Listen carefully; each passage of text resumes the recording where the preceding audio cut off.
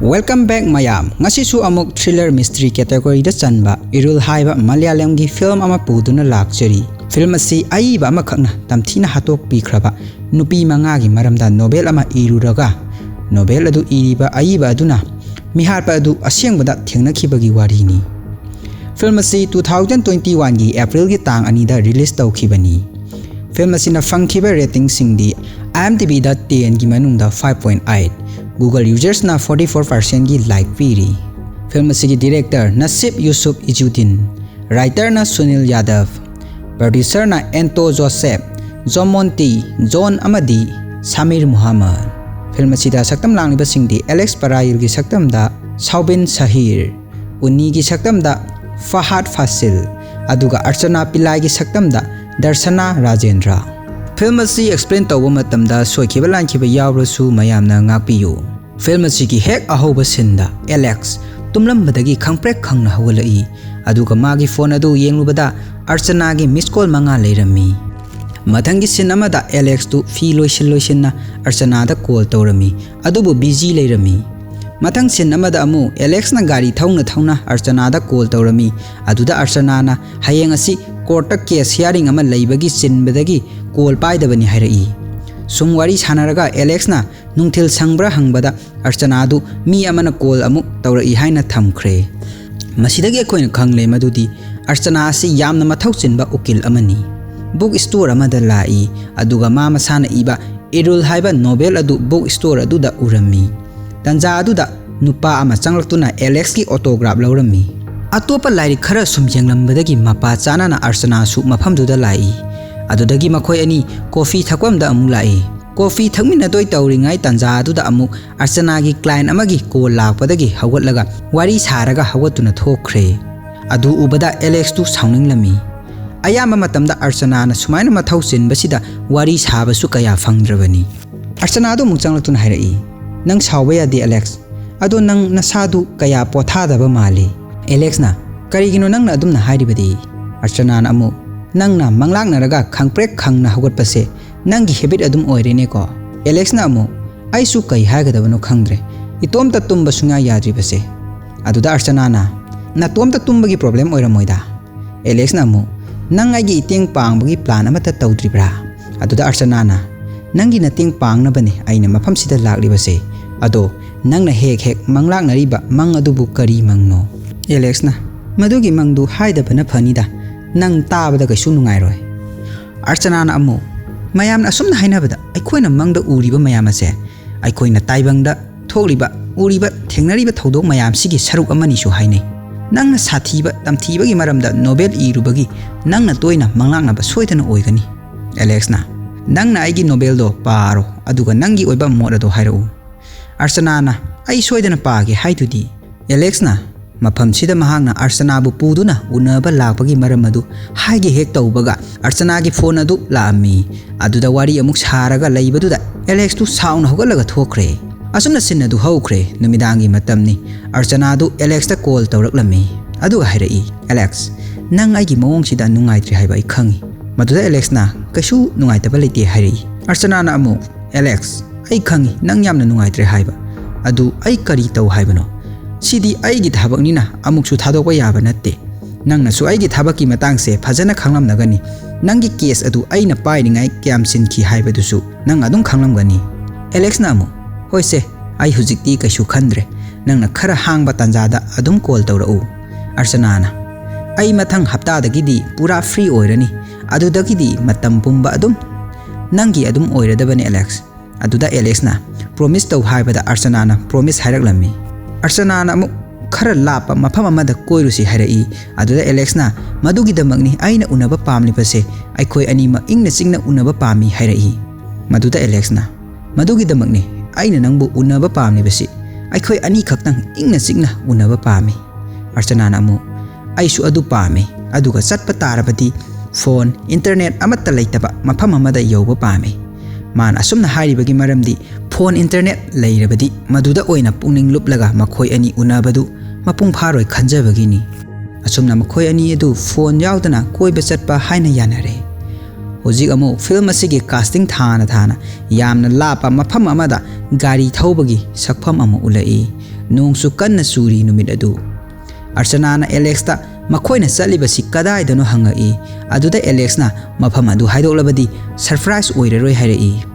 asumna sum lakpada gari adu yaraktre nongsu kanna suri Alex na kumthaduna gari adu yengnubada semba yadre madulagi Alex na gari adu mana sembada oidre mechanic ama kauda yararoi hairakpada Archana na phone di amata puraktana kamaina kaugani hairei adudagi makhoi ani wari ngak saraba tungda lapna yum ama khak leibudu urai makhoi ani yum adu tamna lai yum adu su thonglo lami Alex na nakanda so leibra ko yengi adubu leiramde Alex na mo yumdugi so hangpham makhul aduda changchillaga yengnubada khanghaudra nupa ama khangna thong adu hangdorakpada Alex tu khangprek khanglaga longkhak longna tai sida thorakliba nupa asiki maming Unni kawi Alex na nang kanano haina hanglai maduda Unni na noina hangliba wahang adu hangpham thokte aina yum asigi manungda leibani noidi kana no Archana na aikoina tonglakpa car adu yakhidre yaragadi call tauge mobile gumba leibra maduda Unni na leiti hairei adudagi Archana na mu landline gumba leibra hangbada Unni na lei adubu weather asina maram oiraga line di bera tauri hairei maduda Archana na try amukta tauge haibadagi imungda changlami Alex ti Unni da munna yengi aduga imungda changai Unni na landline phone adu lakhatlaga yadre haina hairei madudagi Archana na amu nong hangdri fawba mafam asida leige yagadra hairei maduda Unni na yani karisu akaiba leite hairaga Archana bu achotpa firol du hongdokera hairei maduda Archana na yarani haina khumlai Alex na hongisu hongdo uro hairakpada Unni na mathak thangba kada ka khalu hairei Archana du mathaklom da karai aduga Alex na landline phone adu bu amuk try tawrami Archana na karakliba ka adu pummam mamlami heg yengbada maninglomdagi butka thorakadawa manba fiamni Archana du hainada kithi kirum ka adu da changlai aduga mai adu thankali Archana du phi hongba loiraga amuk makhada kumai aduga Alex ta landline adu chatpra hanglai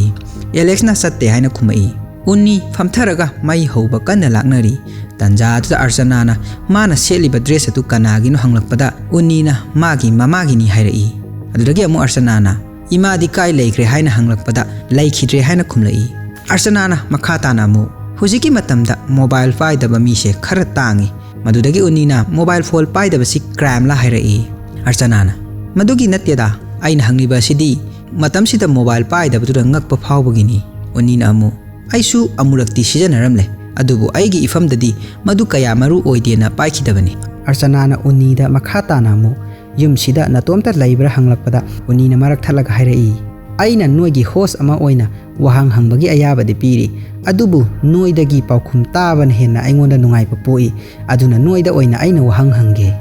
asi hairaga Archana da Unni na kariming kauge hanglakpada Archana haina khumlai adudagi Archana khakla hairakpada Archana Pillai haina khumlami Unni na mung makhata rai noi ani si luhongdriba mali adudagi Archana na kamaina khanglina hanglakpada Unni na hairei sum aigi wakhalda phawbani adugi sumathakta noi ani si nungsina ba pangkui kuiba mandri haibadi tha ani ahumgumba adumai khak mali adudagi Archana na mu hoi aikhoi ani tha ahumukta ngairi nang kamaina khanglino Unni na aina sum yengmada khangbani noi ani na phamina bada lapthoknaraga phamlibaduna adumak mayek sengna khangle Archana ga Alex ka du noi Unni na mu makhata rai nangdi atopa kari thabak tawri maduda Archana na ukil oiri harakpada nupa aduna amu adudi nangse aran babu achumba olhallaga punsi hingba kangbuni ne aduda Archana na nang ukil singda nungai taba leibra aduda Unni na amu ukil gi mayokta di leite tawbadabu aidi oidaba haiba ji mayokta leibani Archana na makha muk tarai chumba natraga lan ba haibadudi court na haijagadabani madudi ukil na haigadaba natte aduga public amana chummi natraga lali haibagi right su leite nangna chumme khanjariba adu kanagumba amagi mafamdadi aranba oiramba su yai magi waduda Unni na karino hairibadu gyan tate hairei Archana na makha muk tarai achumba natraga aranba haibasigi marakta manaba ama lei animakta tasengna lali natraga chummi haibadugi wafam leigedabani aduga ukilna tawribasidi tasengba lali natraga chummi haiba wafam adu puthokpani adudagi Unni na amu nangna hairibasi achumba amadi aranba ani sigi marakta khenaba leite hairibra aduda Archana na amu khenabadi edumak lei kanagumba amana achumba wa ngakta ngangbadi yai tawbadapu oidaba ngakta ngangbadudi oithokte oidaba wa marakta achumba kharasu adumak yawi adudagi unina amu haiba wafam adu yaningbra haina Alex ta hanglammi maduda Alex na yaningi harakpada Unni na kaigi yaningrabano haina amu hanglai maduda Alex na makha tarai oidaba haibasi asumba losinaba maikhum amani Unni na nolaga Alex ta amu nangsu ukilla hairai maduda Alex na natte ID writer amani haina khumlai aduda mu Unni na ngasi aigi yumda thongliba miyoising asidi ngahangai dagi top topi Unni na Alex ta onjan duna Alex haina kaurakpada Alex na Alex Parayil hairai adudagi Unni na ai nangna igiba wari pagiba mali aina sum khanbada Malayalam lairik ogidaba mali aduda Alex na Malayalam ni adubu kaisu nang param khiroida aidi lairik amakhak ida ngairi adusu ikui kuidana phongkhibada ngairi bani Unni na nangi novel adugi maming kari kawi harakpada Irul kawi hairai adudagi Unni du hawalaga hairai Archana nangna magi novel asi paabagi thauna leibra aduda Archana na leite hairai Unni na makha amuk tarai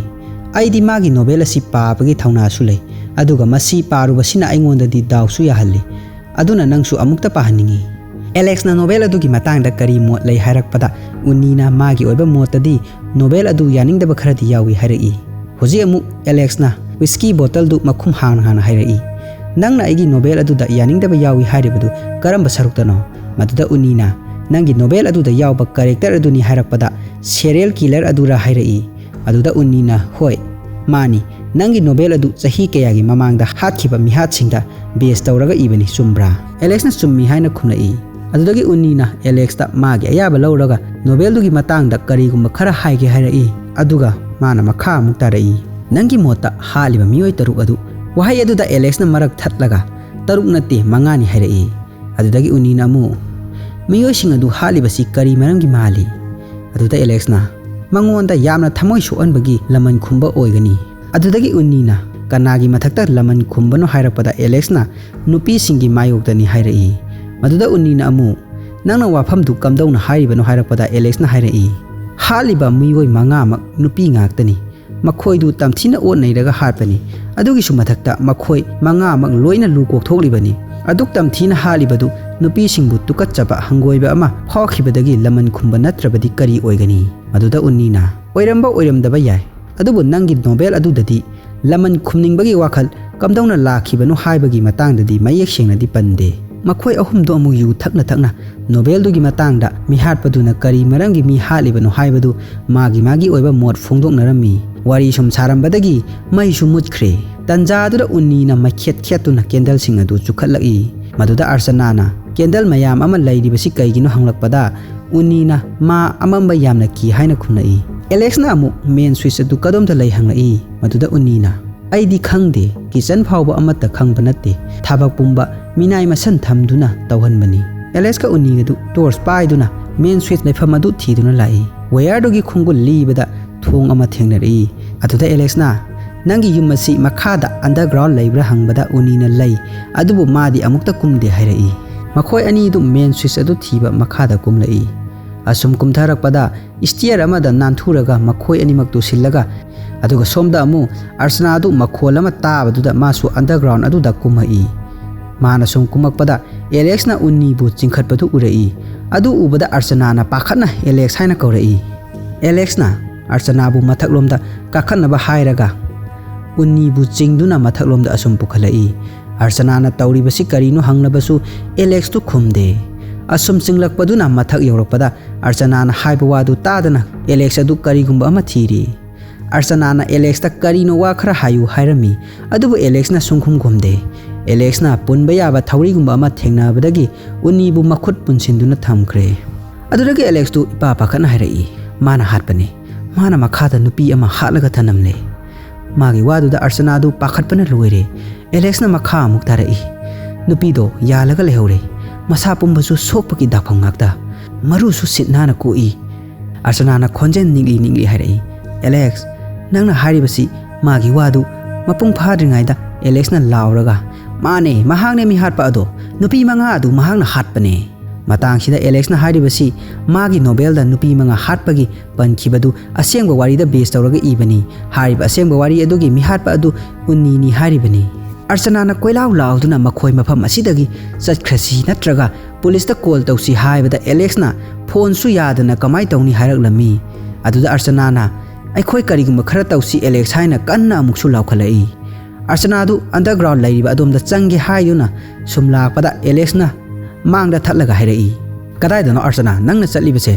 नंग ओरिबा फिबम दु येंगबा ngamloi अर्चना अमुकसु अखोय करिगुम खरा तौसी हाइबदा एलेक्सना अथेंगबा अहिंगसिदा कनानो कौदोसे हाइरई तंजादुदा उन्नीना लोक खुबगी खोंजेल मुतारई उन्नीदु कपलगा हाइरई sir अइबु थादोपियु मफमसिदा करी करी थोखरे हाइबसि अइ कनागी मफमदसु हाइदोक्सरोय अइबु थादोपियु sir Alex तो उन्नी की मनाक्ता चंगसिलगा साउना करिनो नंगना हाइरिबदु हाइरई उन्नीना अर्चनादा हाइपे जेंगनमलबा मतुंग एलेक्स ता मोनसिलगा हाइरई नंगननी मखोय नुपी मंगा हाटपदु मागी वादुदा एलेक्स तु कशु हाइदना येंगी अदुदगी उन्नीना अर्चनादा ओनसिलगा अमु नुपी मंगा दो माना हाटपनि हाइरई मदुदगी साउना एलेक्स ना उन्नी की फुरी तु पाइदुना सिंखलगा हाइरई नंगना चोइत्रंग पाटंग nganglगा चेनबा यानी खल्लिरो हा वाफमसी अइना लोइसिनबा पामी तंजादुदा अर्चनाना पुलिस कौगे हाइबदा एलेक्सना साउना अइना फोन लाइन जादे हाइबदु नंगोदा नत्रा हाइरई मागी वादुदा उन्नीना फोन अदु कशु तौबा नते अइना वेयर सतोपनि हाइरई अर्चनाना चंगसिलगा नाथोक्तुना लैरिबा फोनगी वेयर अदु कनेक्ट तौसिलमी अदुदगी फोन अदु यारे हाइदुना कॉल तौगे तौबदा एलेक्सना चंगसिलगा पुलिसता फोन तौबा यारोय हाइरगा फोन अदु मुल्लमी अर्चनाना करिगी फोन अदु मुल्लिबनो हाइबदा एलेक्सना पुलिसता कॉल तौबा यारोय अमु हाइरगलमी अर्चनाना साउना कन्ना लाउरगा हाइरई मफमसिदा थोलिबसि करिनो अइ खंगबा पामी नाकालगी उन्नीना पुलिस कौरबदी मा अवाफमदा सोइदना तागनी खनबगिने माना पुलिस कौबा याद्रिबसि मागी वादुदा अर्चना दु ngakna yengi उन्नीना माबु अमुक थादोपियु मा सतख्रगे हाइरई एलेक्स तो उन्नी की मनाक्ता चंगसिनख्रिङाइदा अर्चनाना फोन अमुक तौनबा होनबदा एलेक्सना साउना हंदक्ति फोन की लाइल अदु थादलमी अदुगा अर्चनाबु सोफा अमदा फमहलगा एलेक्स तो कबली कबली हाइरई कईगुंबा पुलिस ता पाउ पीरबदी अइ सोइदना अवाफमदा तागनी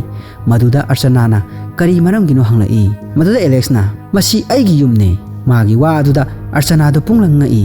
एलेक्सना अमुकसु मागी युमनी हाइरई अर्चनादो साउना मतांग चादना फागी तौगनु हाइरई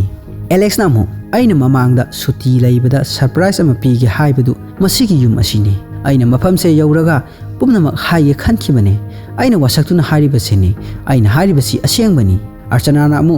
युमसिना नंगी ओइरदी महाक्सिना कनानो हंगलई उन्नीना अमु मादी हुरानबनी हाइना नाकलदगी खुमई मदुदा एलेक्स तु ngakna yengi उन्नीना मखा अमुक तारई अइदी हुरानबा लाकपनी मागी युमनी हाइबसु खंगदे अइबु अमुकता थादोपियु सिस्टर अदुगा अइ चच्चख्रगे अर्चनादु मसादु पाखटपा खोइरांग खोइसाउनबना तौफम खंगद्रे माना एलेक्स ता अमु हाइरई अदुदी करिगी नंगना अहानबदा मा उबु मतमदा करिमता हाइद्रिबा करिगिनो एलेक्सना अमु अइसु अइगी युमसिदा मसक खंगदबा मी अमा लैरंबसिदा कीदना करिसु हाइदबनी अदुगा महाक्सि कनानो युमसिदा कैदौबा चंगकपनो खंगनिंगबगिनी अइगी वासिदा नंगना अइबु अपंगबा अमा ओइनसु खलमगनी मथंगी वारी अमगी आइडियासु फंगलगनी खलुबनी अर्चनादु साउना हाइरई अदु हौजिक्ति नोबेल अमगी मपुंग फाबा वारी फंगलबा नत्रा असी हाइरगा अर्चनादु चटपा हौबदा उन्नीना माबु थादोपियु हाइरई अदुबु एलेक्सना थादोक्तनबा हाइरई अर्चनादु एलेक्स की नाकता अमुक चंगलई अदुगा हाइरई नंगना ngasai मफमसिदा कोइथि थिखिबदुना करिनो एलेक्स करिसु खुमदे अर्चनादु कुयेंग येंगलगा मो हाइरई नोमैदु नंगी नत्रा अदुदा एलेक्सना मानि हाइरई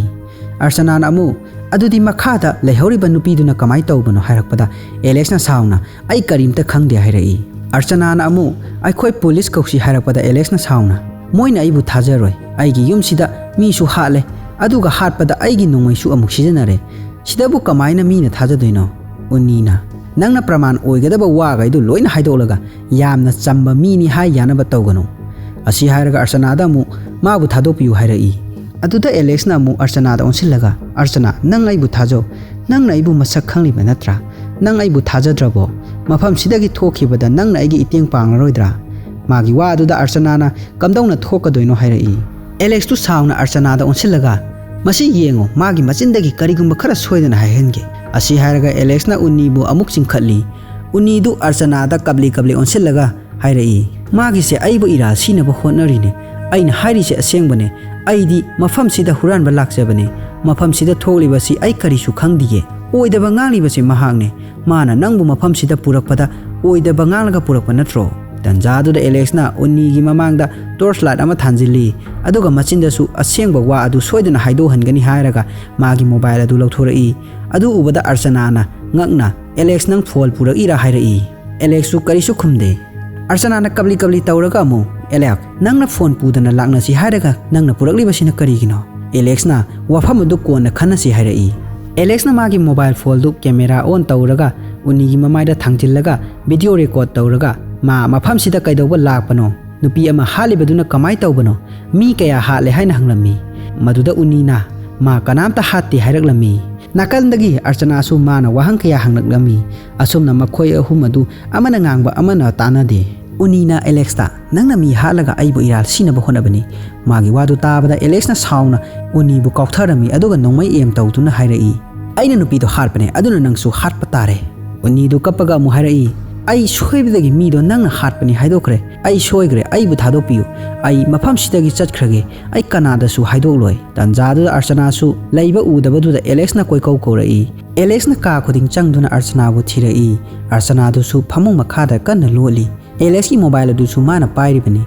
Call tauge taubada emergency call laibadu da network thinaba phamung makhadu dagi thorai. Hojik numidagi pung 12 minute 30 chatlabani. Archana na network koithi thiringai Alex na phone du ta pairaga hairai. Kaigino nangna aina haibase asuk yam gyan tadribase. Aina call taunu haiba natra. Mahak to nangna icham chamba mini khallibado natte. Aigi novel dai tauriba adumaina mana nupi sing ado loina hatpane. Aduga aigi yum sidasu amu halise aibu phana bane. Nang asuk yam gyan tadribase karigino. Kaigumba aina mafam sida laglamdraba aingonda ira loina sirangani. Hojik aigi sakhi pinaba miyoi haibabu nang khaktani. Nangna kaimta gyan tadrise kaino. Kaino nangna wa amata haidana asum lairibase. Archana du masadu thak niklaga makhada yengtharakpada Alex na mangonda nongmaina namduna leiramle. Tauriba mawong aduda nupi singdu Alex na hatpa soidana oigani haina khankhre. Alex na masina problem yam ohilaba natra hairaga nongmai du Archana da pirami aduga makha muktarai. Nangna apambadu tauro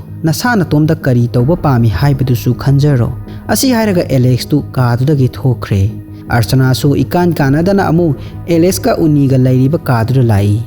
Unni na Archana da thadok pinaba hairai. Aduda Archana na Unni bu chokri amada phamhallaga asokpa adu seba tawbirami.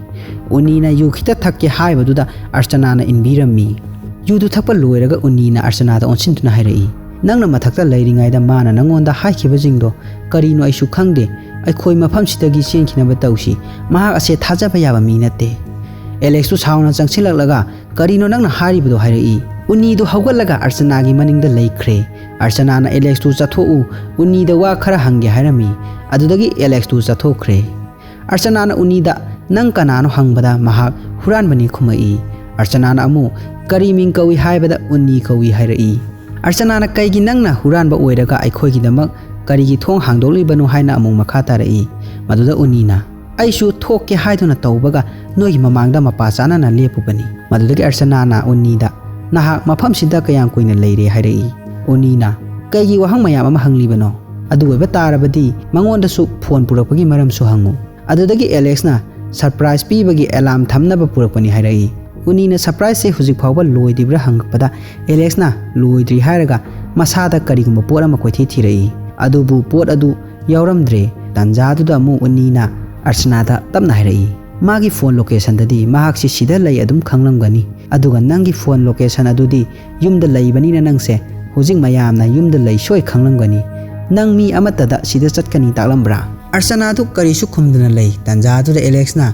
khudop ama utlaga hairai. Aina wasaklaga hairibasini sigi surprise si pige tawbani. Nangbo mafam sida puraklibasi propose tawge haiduna su purakpani. Archana du matha sana phamtharai. Alex tu chauna furit khudang takhatuna Unni gi manakta amuk changduna hairai. Nang huran bani haiba natra. Adudi hayo nangna yum asidagi kari huralibano. Nangna nupi adu su hatolaga mafam sida nungaina laithokpa natra. Archana na Alex bu khamjinna honari. Alex na hanjin kai huran ba laino hangi. Aduda Archana na Alex tu ngahakta lepu ma oina wahang adu hangge hairami. Archana na Unni da kari huran ba lakpano hangbada Alex na sauna. Aina hangiba wahang dusu adu natra hairai. Aduda Archana na magi chance amata piyu maga phajana wari sage asada ngahak layu hairai. Archana na mafam sida kyang koina lai hangbada pung ani hum lai hairai. Adudagi Archana na amu adu oiba tarabati nang mafam se loi sentungna chatpagi chance lai. Nang makha thangba underground tu da changudabra. Maduda Unni na aidi amamba ki banina changude hairai. Archana na amuk sauna Nangna wahang khudingi paukhum dipi aduga kari huralino haibadi sunghai haide Unni du khumdana Alex ta yengi aduga Archana na prap khumu hairai Unni na mana huralibadu karino haiba ngamloi amu hairai Archana na kari huralibano hek haidri phawdi nangbu thajaba ngamloi haina Unni da makha tarami Unni na police kauro aduga aina huraliba porasi police ki mangda oina loina hairage Archana na amu masina takpadi Alex na haiba chumme nang sinthi haibasi Unni na ai di ma dongna sinthi de ai karigumba kharadi hurali hariba potsat sing adu sidadi lei police sing la hallo aduga ai poto loina haige Alex tu sauna amu Unni gi manakta changlakpada Archana na amu khamjilli aduga Alex ta onsinduna hairai mana haise chumme nangna nara laitraga kari gi mafam sida police lakwa kiribano aduda Alex na aina yum sida amu hana police changhanba pamdre magi waduda Archana na amuk hanna haina masinda soli adudagi Alex na makha amuk tarai aigi imadu yum sida sikhibani adudagi Unni na Archana da chirol tawraga mamadu kamaina sikhibano hangu hairai aduga mu Alex ta yenglaga Unni na hairai ai haige magi mamadu hatkibani aduga Mihatpadu phaba adu ngamkidrabani Alex tu wa ngangdana lai Archana na Unni da pumnamak tu kamaina khanglibano hairakpada Unni na moigi family gi wari mipum khudimang na khangbani hakhaina khumlai Alex na sauna Unni gi ngaksham da mielami aduga kari por huralino hanjin hanglammi Archana na khamna balaknari Alex na Unni bu sofa ama da mulaktana insilli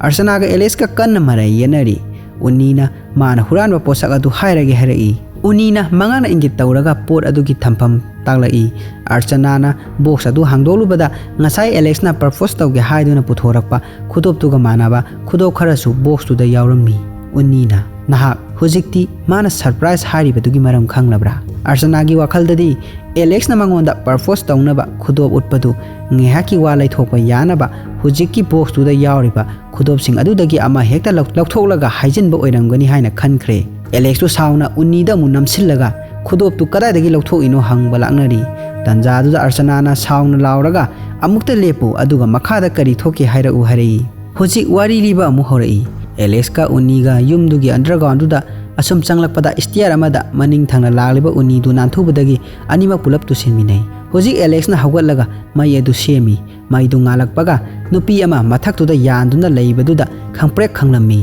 Tanjadura Unni na yanduna leiba nupi du da nongmai kapammi aduga mu Alex ta onsilaga nongmai kapsilakpada torch light aduna thombadagi nomai du makhara takhre Alex na Unni bu phubadagi wantharami haiba wari asina Alex na lirakpani hojiki oiba sinda amu ulai aduga Unni na Alex na hariba singadu aranbani machin thiba ngatani hairai Archana na tumin layu hairaga Alex ta monsilaga hairai nangna haibada nongmai anira kapi hai aduga aina tabadi amura khakta hawi Alex na adubu kamaina oithokadoino mana nongmai ado anira kapkhibani tanjadura Unni na mu